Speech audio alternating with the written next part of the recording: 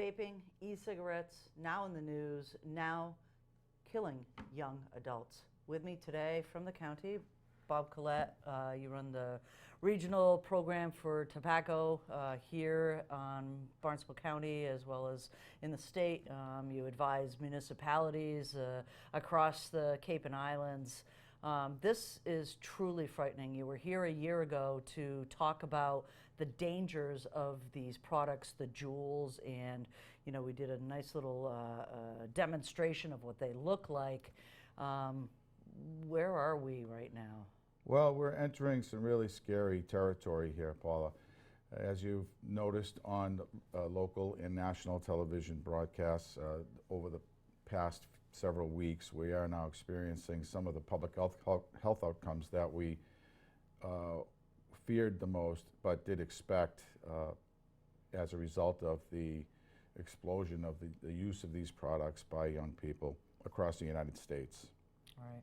So children as young as middle school, which in our case is usually that 5th, 6th grade, right, are starting with these products. They seem harmless enough in their mind. They don't seem like that traditional cigarette or tobacco product that has been taboo and that we've worked really hard to have young people not pick up as a habit. Where do you see this right now? Is it still that young age is where this is starting? There are a few that start at the very youngest ages, and the lowest age that we've heard of, as for example, is the 4th grade, where there have been a couple of kids that have admitted to using these things in school. But of course, that's rare. It's mostly the middle school, just like it was before. The 14-year-olds are the specific age group that the industry targets with their billions of dollars of marketing money. And they target that specific age group, knowing that they're very vulnerable at that age. So when they're transpiring from middle school into high school, they want to find a way to look cooler, tougher, more mature, a little sexier, whatever it happens to be that they want to be. They just want to be socially accepted, and in their perception is that everybody is using this stuff. So that's what kind of drives the initiation of these products for young people. So we do, what's happened is that whereby we were able to reduce the cigarette prevalence, use prevalence among young people to 6% over a 25-year period, down from 35%, through a lot of work on the local level, state level, and federal level, and lots of education. They are now using these products at about a 25% rate among all young people. And they report back on these youth risk behavior surveys that they've used these in the past 30 days. And it's about 20% of them that we can confidently say use them on a daily basis. On a daily basis? Yes. So we're very concerned. There are a lot of health issues coming forth, and we sort of knew this was coming, but anybody that understands public health realizes that it takes several years for the outcomes to develop and for the data to be collected in a usable form, so that we have evidence-based data now that these things are extremely dangerous. It's another whole generation of kids that are going to be addicted, and it's unacceptable and downright frightening. Right. Let's talk a little bit about the product and how addictive it is. So cigarettes had nicotine in them. Right. These jewels, one of these cartridges is a pack of cigarettes? Right. For instance, the Juul, which commands 75% of the e-cigarette market, right, uses what they call a pod. So they come in packages of 4, which sell for about $15, thereby making it cheaper than cigarettes for the user. So if they're using a pod has roughly the equivalent amount of nicotine as a package of cigarettes. So, and then we're hearing anecdotally that sometimes kids are using a whole pod in just a couple hours' time. So imagine smoking an entire pack of cigarettes in a 2-hour period. As a former smoker, I can't even imagine that. Right. It's no wonder the school nurses are reporting spikes in visits to the office with the symptoms that are associated with nicotine toxicity, nicotine withdrawal, for the kids that aren't using it in school, but they're using it widely in the schools, in the classroom, in the hallway, of course, in the restrooms, and any nook and cranny that they can find. It's a real conundrum, and the school administrators and teachers and nurses, they just don't have an answer for it. There's not enough staff and staff time for people to be chasing the kids around that are using these products. And they're so concealable. They just look like a little flash drive. They're really techy looking, and that's a lot of what the appeal is as well. Besides the fact that they can use them much more easily than cigarettes for a number of reasons. First of all, they're a lot more tolerable because they come in a wide range of flavors, and they don't have the harshness that It's not cigarette smoke. does. You said it was an aerosol. It's an aerosol. Yeah. They call it vape, but it's actually an aerosol, which again, human lungs are not equipped to deal with. Vape would imply that it's more of just a water drop, but that's not what it is. There are several chemicals in the aerosol, including heavy metals, polyethylene glycol, diacetyl, like I said, lipoids, and other things too that we're finding now are making people very ill and killing them. Right, and they're attaching to the lungs, and the lungs literally have no idea what to do with these types of chemicals that are being ingested. There is no defense mechanism within the lungs to process these chemicals and fat molecules, and so they are therefore becoming clogged. And if you look at an X-ray of a user of these products, it's causing what's called pneumonitis, which is sort of a form of a pneumonia, and very difficult to deal with. Makes one feel like they're sort of drowning. It causes a world of other health issues along with it. My goodness. So we know, having spoke to the superintendent at the beginning of the school year, that Barnstable School District, and specifically the high school, middle school area, is really trying to deal with this in more of a cessation way, rather than being a disciplinary action, go to Saturday school. Right. These kids need help now. It's just like anyone else trying to quit a habit that has some addictive properties to it. So what are some advice that you have for parents and guardians that are dealing with this? I mean, they may find these things, but they don't, you can't just take it away. They're going to find it again. Barnstable's banned it except for certain places, but they can go to another town and get it. Is there mechanisms and things that parents can do? Well, kids typically react to graphic images in a positive way. So that's one thing that you can show them. Sit down and have a logical conversation with them. Don't be judgmental or punish them in any way for what they're doing. Most of the kids don't understand that they're doing something that's harmful to them.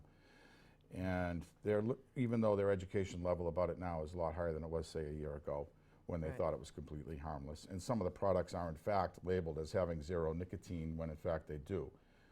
One of the big problems with them, all of these products, is that there is no regulatory oversight of the manufacturing process. So people are making these things in their garages, or who knows, their bathtubs. They label it whatever way they want in terms of how much nicotine they want to claim is in it, per use. And most of the time, there are some that say 0 milligrams of nicotine. When they've been tested, they do indicate that there is nicotine. So, the kids don't understand this. They don't read the labels.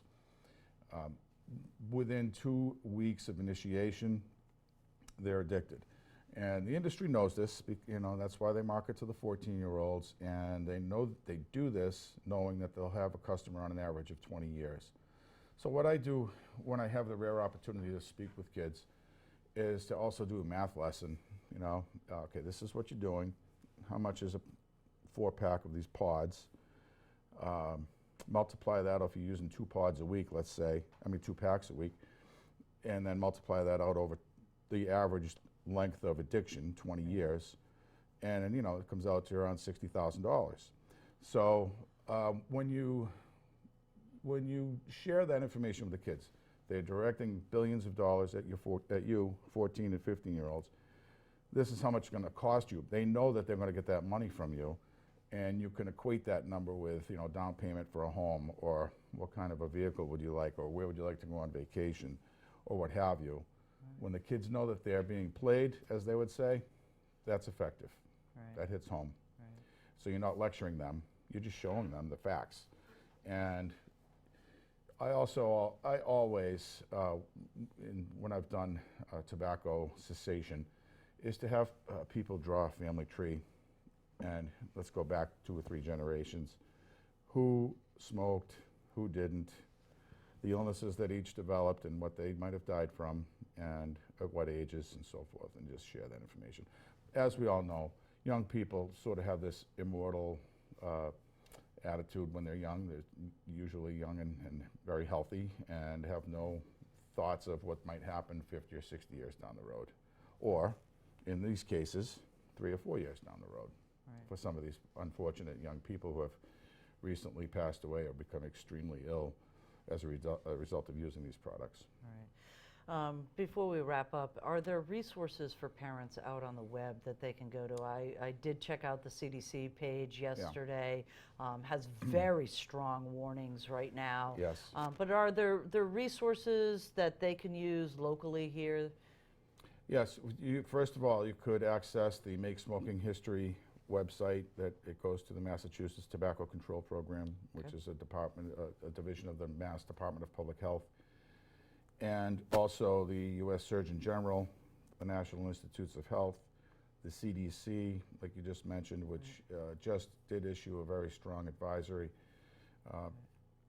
The FDA, which needs to do a lot more work on this. The Campaign for Tobacco-Free Kids is another very important and impactful website that you can use.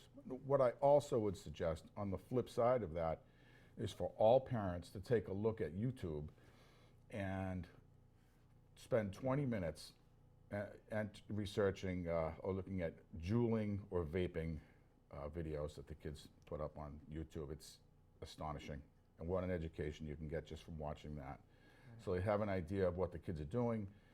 Like I said, a lot of times they think that these illnesses might be a result, and the deaths might be a result of people using these as not only nicotine delivery devices, but drug delivery devices as well. Right. So they're mixing it with, they're mixing the nicotine liquid with THC oils and other products as well. And anything that can be liquefied can actually be ingested through this means. Right. Yeah. So as we kind of like just caution all parents out there, guardians, really it needs to start before middle school, right? This education, what's the youngest age you would recommend parents to start talking about this issue? 3rd, 4th, 5th grade, easily. I think with any subject, you have to be really honest with kids and open what your expectations are. They understand it at that age, and if you start pointing out examples of health consequences of using this and other things, at a very young age, that's very impactful for young people. And just make sure that you reinforce that expectation with them, again, without being, judgmental of the people who are using it.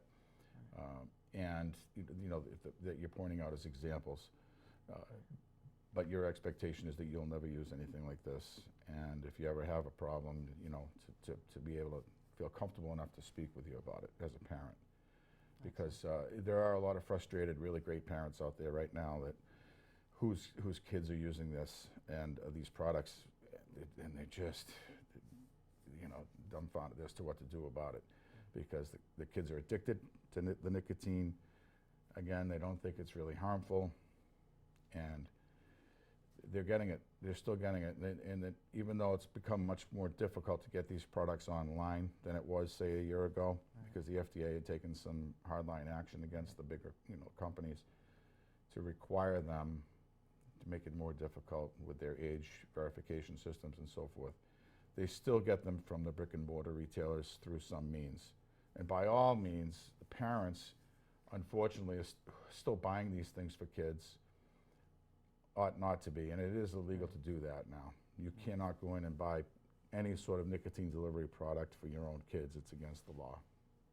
Right. So perfect advice. Thanks so much for this update, Bob. It's eye-opening and it's incredibly frightening. Thank you, Paula. Appreciate it. It's always a pleasure.